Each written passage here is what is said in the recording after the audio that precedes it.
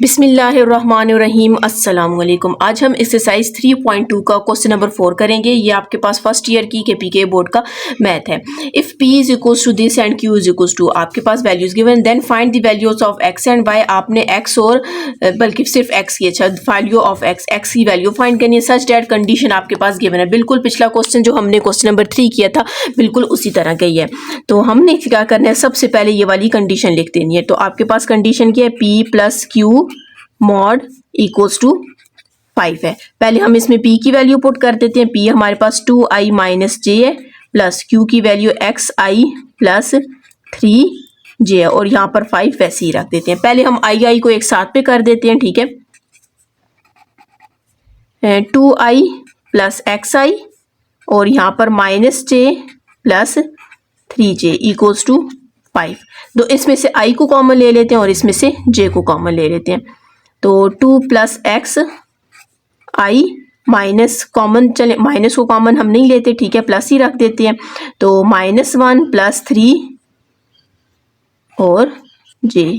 अच्छा ये इसको तो हम सॉल्व भी कर सकते हैं। चलें इसको पहले मैं सॉल्व कर देती हूँ। 2 प्लस एक्स आई प्लस ये कितना आ जाएगा 2j इक्वल्स टू 5 आ जाएगा। अब यहाँ पर आप देख सकते हैं i और j हमारे पास अलग हो चुकी हैं। तो हम यहाँ पर क्या करते हैं कि इनका मॉड फाइंड कर लेते हैं, ठीक है। तो मॉड आपको पता है i के साथ की जो वैल्यू होती है उसका आपने क्या लेना है, स्क्वायर लेना होता है, और j के साथ आपके पास 2 है तो 2 का स्क्वायर साथ में अंडर रूट आ जाएगा और इक्वल्स टू 5 आ जाएगा। तो जब आपके पास इसका फॉर्मूला ओपन कर देते हैं, a square plus b square plus 2ab और 2 का स्क्वायर कितना आ जाएगा 4 हो जाएगा इक्वल्स टू 5। साथ में ये अंडर रूट हम वैसे ही लिख देते हैं, ठीक है। अंडर रूट 2 का square 4 plus x square 2 times 4x आ जाएगा और ये भी 4 हो जाएगा इक्वल्स टू 5 आ जाएगा। अब हमें इसको अरेंज करके लिख देते हैं। एक्स स्क्वायर पहले लिख देते हैं, फिर 4x, ये 4 और ये 4 कितना हो जाएगा 8 हो जाएगा इक्वल्स टू 5 आ जाएगा। अब यहाँ पर मैं क्या करती हूँ, स्क्वायर ले लेती हूँ क्योंकि अंडर रूट को मैंने खत्म करना है। क्वेश्चन में बोला गया था आपने x की वैल्यू फाइंड करनी है, ठीक है। तो हमारे पास क्या आ जाएगा, x square plus 4x plus 8 equals to 5 का स्क्वायर कितना हो जाएगा 25। हम 25 को भी इस साइड पे ले आते हैं। X square plus 4x plus 8 minus 25 equals to 0 हो जाएगा। अब इसको हम इसमें से माइनस कर देते हैं। तो 4x प्लस यहाँ पर हम लिख लेते हैं 25 माइनस कितना करना है 8 करना है, तो हमारे पास कितना आ जाएगा -17 इक्वल्स टू 0 आ जाएगा। अब यहाँ से हमने क्या करना है, x की वैल्यू फाइंड करनी है। सबसे पहले तो आप इसमें सोचें कि मिड टर्म ब्रेक हो सकती है, तो ठीक है, नहीं हो सकती, हमने क्वाड्रेटिक फार्मूला लगाना है। तो यहाँ पर मिड टर्म ब्रेक नहीं हो सकती, हम इसके ऊपर क्वाड्रेटिक फार्मूला अप्लाई करेंगे। तो a हमारे पास किसकी इक्वल है 1 के, b हमारे पास 4 के और c हमारे पास किसकी इक्वल है -17 की इक्वल है। तो यहाँ पर हम क्वाड्रेटिक फार्मूला लगाते हैं। x is equals to -b plus minus b square minus 4ac divided by 2a। x is equals to minus B की वैल्यू क्या है 4 है, प्लस माइनस बी का स्क्वायर मतलब 4 का स्क्वायर 16 माइनस 4, a हमारे पास 1 और c हमारे पास -17 डिवाइडेड बाय 2 और a हमारे पास कितने 1 है, ठीक है। बस इसको सिंप्लीफाई करेंगे तो x की वैल्यूज आ जाएंगी। x is equals to -4 plus minus 16 minus minus कितना हो जाएगा प्लस हो जाएगा। तो यहाँ पर हमने क्या करना है 4 मल्टीप्लाई बाई 7 कर देना है, 4 मल्टीप्लाई बाई 17 कर देना है, ठीक है। कितना आ जाएगा 68 आ जाएगा और डिवाइडेड बाई 2 1 इज 2। तो -4 प्लस माइनस अंडर रूट, इन दोनों को ऐड करते हैं तो प्लस 16 कितना आ जाएगा 84 आ जाएगा, ठीक है। 84 डिवाइडेड बाई 2। अब यहाँ पर 84 है तो आप इसमें से कॉमन लेकर आगे भी सॉल्व कर सकते हैं। चलिए हम कर लेते हैं, ठीक है। तो आपने क्या करना है 84 का एलसीएम लेना है। 2 4 times 8, 2 2 times 4, 2 2 times 4, 2 1 is 2, 3 7 times 21, 7 1 is 1, ठीक है। अब ज़ाहिर है हम लोग के पास ये 2 2 है, इन 2 2 को आपने बाहर ले लेना है। पहले -4 प्लस माइनस ये 2 बाहर आ जाएगा 2 से, क्योंकि पेयर बन रहा है 2 बाहर, इन दोनों का पेयर नहीं बन रहा है, इनको दोबारा से मल्टीप्लाई करें। 3 7 टाइम्स 21 डिवाइडेड बाई 2। अब आप देख सकते हैं ऊपर वाले में से 2 कॉमन है, हम 2 को कॉमन ले लेते हैं। तो अंदर -2 प्लस माइनस ये 2 कॉमन चला जाएगा तो क्या आ जाएगा 21 डिवाइडेड बाई 2। ये 2 इस 2 से कैंसिल हो जाएगा तो x की वैल्यू हमारे पास -2 प्लस माइनस अंडर रूट 2 21 आ जाएगी। ठीक है, ये आपके पास x की वैल्यू, क्वेश्चन में आपको यही कहा गया था कि आपने x की वैल्यूज फाइंड करनी है। ये 2 वैल्यूज आई हैं, एक प्लस में आई है और एक माइनस में। आप इनको अलग करके भी लिख सकते हैं, नहीं तो ऐसे भी लिखें तो कोई फर्क नहीं पड़ेगा। जी, इसका नेक्स्ट क्वेश्चन है, क्वेश्चन नंबर 5 है, find the length of the vector A B from the point A का भी पॉइंट गिवन है, बी का भी point, also find the unit vector in the direction. आपको कह रहे हैं कि आपने अगर ये हमारे पास फॉर एग्जांपल ये ए और बी है, ठीक है, यहाँ पर ए पॉइंट भी गिवन है और बी पॉइंट भी गिवन है। आपको कह रहे हैं आपने इसकी क्या फाइंड करनी है, लेंथ फाइंड करनी है। ठीक है, इसकी लेंथ फाइंड करने के लिए हमने क्या करना है कि जो आपके पास यूँ, बल्कि यूँ लिख लें x1 y1, ये किसकी इक्वल है, -3 और 5 की इक्वल है। और इसी तरह x2 y2 मतलब 2 पॉइंट्स हैं, ये किसकी इक्वल है, ये आपने तकरीबन 9th क्लास में भी पढ़ा हुआ। ठीक है, ये a पॉइंट आ जाते हैं और ये b के पॉइंट आ जाते हैं। अब आपको लेंथ बोला गया फाइंड करने, तो हम क्या करते हैं, लेंथ फाइंड कर देते हैं। फॉर्मूला लिखेंगे x2 - x1 i। ठीक है, साथ में ज़ाहिर है आपके पास यूनिट वेक्टर का बोला गया है, तो इसका मतलब है यहाँ पर वेक्टर लाजमी लिखना है। ठीक है, प्लस y2 - y1 j आ जाएगा। ठीक है, यूनिट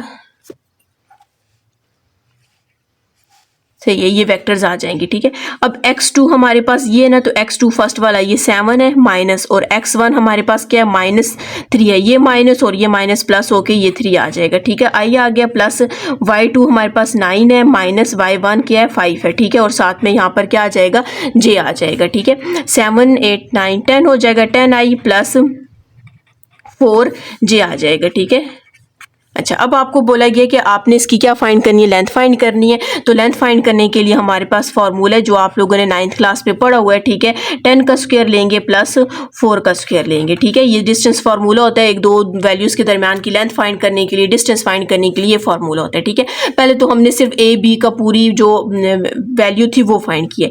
10 का स्क्वायर आपके पास 100 आ जाएगा और 4 का स्क्वायर कितना आ जाएगा, 16 आ जाएगा। तो जब आप इसको लिखेंगे 116 आ जाएगा। ठीक है, अगर आप इसको आगे भी सॉल्व करना चाहते हैं तो हम आगे भी बल्कि कर ही देते हैं। ठीक है, 116 है, इसका एलसीएम लेते हैं, 2 5 time 10, 1 carry, 2 8 times 16, 2 2 times 4, 2 9 times 18, फिर 29 129 आ जाएगा। ठीक है, अब ये 2 टाइम्स है तो इसको आप बाहर ले लें, तो 1 टाइम 29 है, उसको आपने अंडर रूट के अंदर लेना है। ठीक है, ये पूरा आपको 9th क्लास में आपने पढ़ा हुआ है कि इसको आप कैसे लिखते हैं, ये आ जाएगा।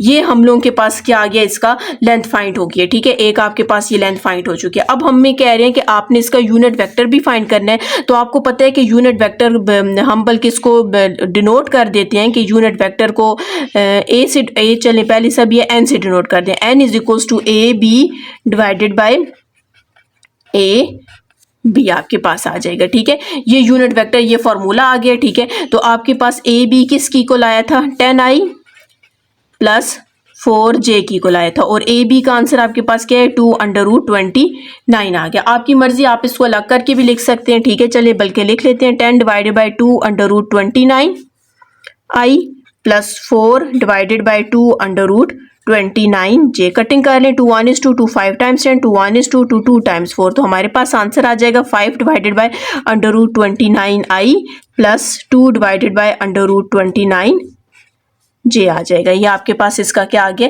आंसर आ गया। अगर आपने मेरा चैनल सब्सक्राइब नहीं किया, काइंडली सब्सक्राइब कर दो, साथ ही बेल आइकन पर क्लिक कर दें ताकि हर आने वाली न्यू वीडियो आप तक पहुंच सके। जी, इसका क्वेश्चन नंबर 6 है। क्वेश्चन नंबर 6 में कह रहे हैं if A B C D is a parallelogram. सबसे पहले तो हम क्या करते हैं, एक पैरेललोग्राम ड्रॉ कर देते हैं। ठीक है,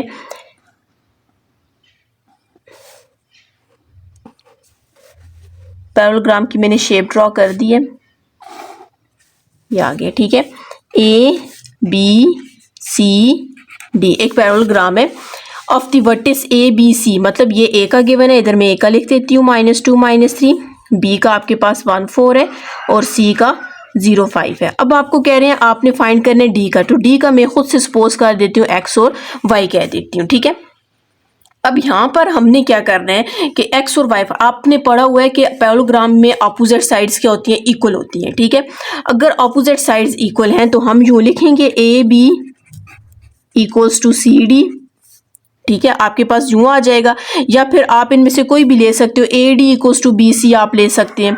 मैंने क्या लिया, A B equals to D C आ जाएगा। अब यहाँ पर आपके पास क्या फॉर्मूला होता है, x2 minus x1 whole square plus y2 minus y1 whole square साथ में अंडर रूट। इसी तरह यहाँ पर भी x2 minus x1 whole square plus y2 minus y1 whole square आ जाएगा। अब ये x2 इसको हमने बोलना है ये x1 है, ये y1 है, ये x2 है और ये y2 है। x2 क्या था 1 माइनस x1 क्या है -2, तो ये माइनस माइनस प्लस हो जाएगा, स्क्वायर आ गया, प्लस y2 क्या है 4 माइनस माइनस एक ये माइनस और एक ये माइनस प्लस और ये 3 होल स्क्वायर आ जाएगा। ठीक है, इज इक्वल्स टू, अब इसका भी हम करते हैं, इसको x1 बोल दें, इसको y1 बोल दें, इसको x2 बोल दें और इसको y2 बोल दें। x2 क्या है 0, x1 क्या है x। इसी तरह